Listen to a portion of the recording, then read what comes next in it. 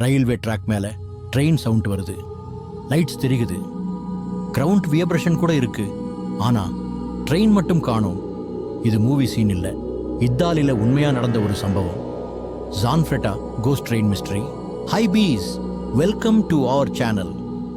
இன்னைக்கு நாம பார்க்க போறது இட்டலியில ரொம்பவே ஃபேமஸான ஜான்ஃப்ரெட்டா கோஸ்ட் ட்ரெயின் இன்சிடென்ட். இது ஆவி சம்பவமா, யூஎஃப்ஓ தொடர்பா, இல்ல டைம் ஸ்லிப், டைம் டிராவல் மிஸ்ட்ரியா? வாங்க பாப்போம். 1978 முதல் 1981 வரையிலான காலம். இட்டலி நாட்டின் Genova region. Pier Fortunato Zanfretta ஒரு நைட் செக்யூரிட்டி கார்டு.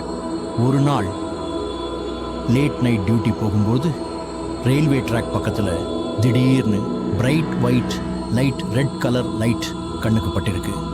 ட்ரெயின் வருதா அந்த ஜான்ஃப்ரெட்டா நினைச்சிருக்காரு. ஆனா ட்ரெயின் கண்ணுக்கு தெரியல.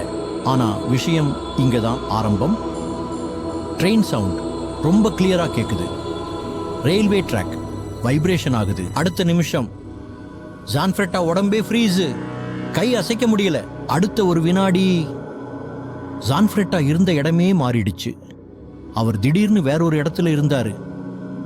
கடிகாரம் பார்த்ததும் அதிர்ச்சி. 2 முதல் 3 மணி நேரம் முழுக்க மிஸ்ஸிங். அந்த நேரத்தில் அவர் எங்க போனாரு, என்ன நடந்தது யாருக்கும் தெரியல. இதோட முடிவில்லை.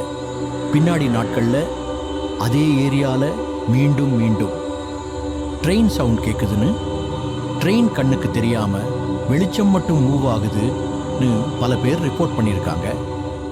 இதுக்கப்புறம் தான் மீடியா எல்லாம் சேர்ந்து இந்த சம்பவத்துக்கு இத்தாலியின் ஜான்ஃப்ரெட்டா கோஸ்ட் ட்ரெயின்னு பேர் வச்சாங்க. இந்த சம்பவத்துக்கு அப்புறம் போலீஸ் விசாரணை நடத்தினாங்க, டாக்டர்ஸ் மெடிக்கல் எக்ஸாமினேஷன் பண்ணினாங்க. அப்போதான் இன்னொரு அதிர்ச்சி. ஜான்ஃப்ரெட்டா உடம்புல யாராலும் விளக்க முடியாத எரிச்சல் காயம் மாதிரியான தடயங்கள் இருந்துச்சு. அது ஆக்சிடென்ட் மார்க்ஸா இல்ல வேற ஏதோவா, யாராலும் கன்ஃபார்ம் பண்ண முடியல. இதுக்கப்புறம் நடந்த ஹிப்னோசிஸ் செஷன் தான் எல்லாரையும் வியக்க வைத்தது.